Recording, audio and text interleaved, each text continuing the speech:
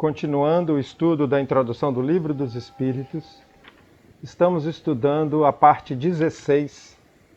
Estamos acompanhando aqui uma série de levantamentos de acusações e de colocação de dúvida sobre a comunicação dos espíritos. E estamos aqui no segundo áudio dessa parte 16, onde os contraditores da doutrina vão alegar que o médium, na verdade, capta as informações no ambiente e que não há espíritos comunicantes. Essa é pelo menos uma hipótese raciocinada, né? Frente de tantas outras absurdas, essa pelo menos tem um raciocínio. Então vamos aqui à leitura. Segundo outra opinião, o médium é bem a fonte das manifestações, mas em lugar de as tirar de si mesmo, assim como o pretendem os partidários da teoria sonambúlica, ele as tira do meio ambiente. Então já existe uma outra teoria, né, de que era um sonambulismo. Mas essa daqui acredita que ele tira no ambiente. Tudo isso para negar a existência do espírito.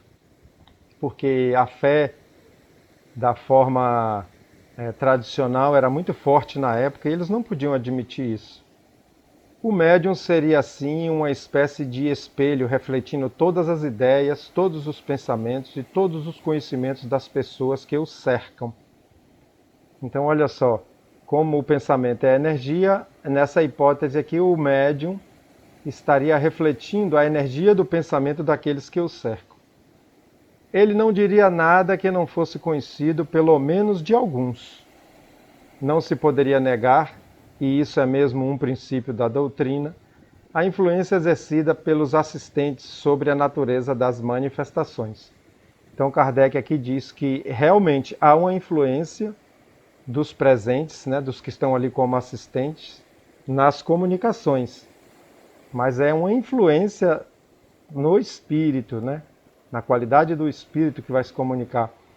Não que o médium capte a energia do pensamento dos presentes. Mas essa influência é diferente daquela que se supõe existir. E daí a que o médium seja o eco de seus pensamentos, há uma grande distância, porque milhares de fatos estabelecem precisamente o contrário. Então ele está dizendo que há fatos que mostram o contrário do que estão afirmando aqui. Há nisso, pois, um erro grave que prova, uma vez mais, o perigo das conclusões prematuras, ou seja, conclusões que são feitas sem acompanhar os fatos, sem acompanhar os estudos, sem aprofundar, com métodos como Kardec fez. Essas pessoas, não podendo negar a existência de um fenômeno, do qual a ciência comum não pode se aperceber, e não querendo admitir a presença dos espíritos, o explicam a seu modo. Então, olha só, essas pessoas não podiam negar que o fato estava acontecendo. E a ciência comum não explicava o fato, assim como hoje ainda não explica, apesar de estar se aprofundando mais, se dedicando mais, muitos cientistas. Mas como não pode negar e nem a ciência explica, eles tinham que arranjar uma explicação por si mesmos. Né? Daí criar teorias, hipóteses, tudo isso para negar que o homem permanece vivo depois da morte do corpo e que pode se comunicar. Vamos continuar aqui a leitura.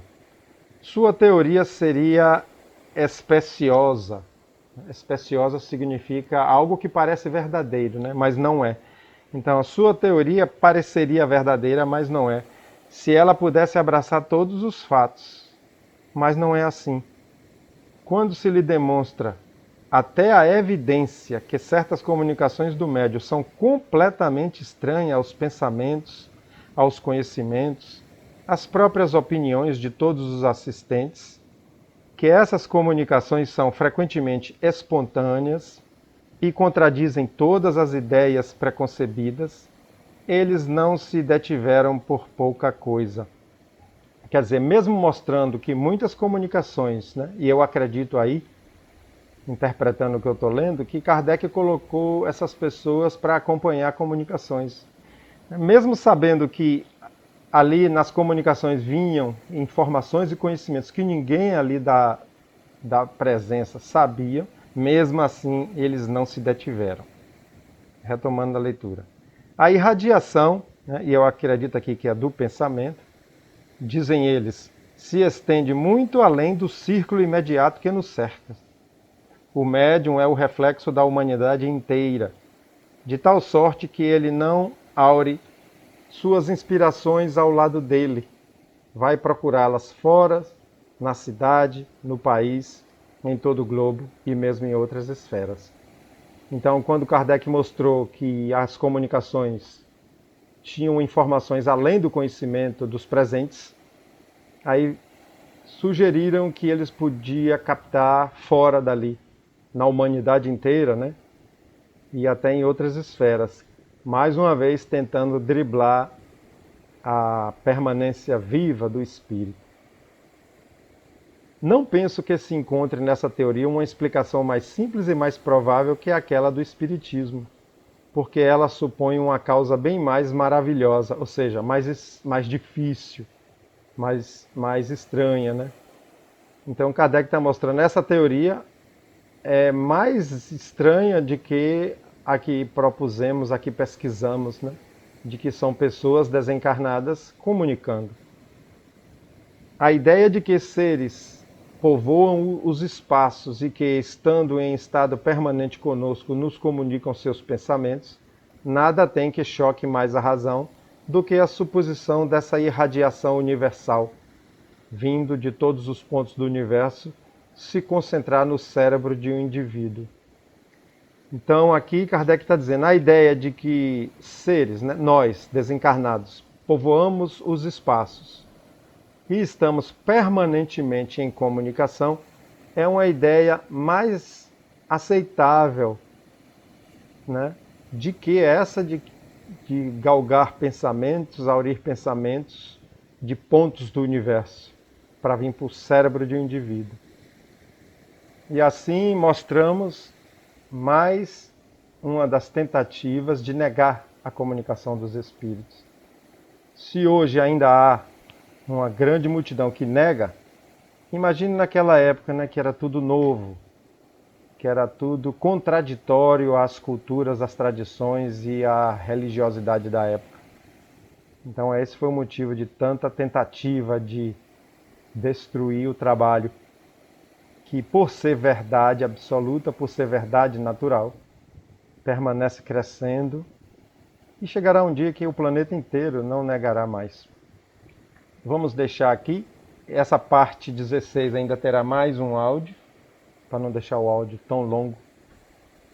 Que Jesus nos abençoe e que a gente possa crescer cada vez mais com o entendimento da doutrina, com o entendimento da vida.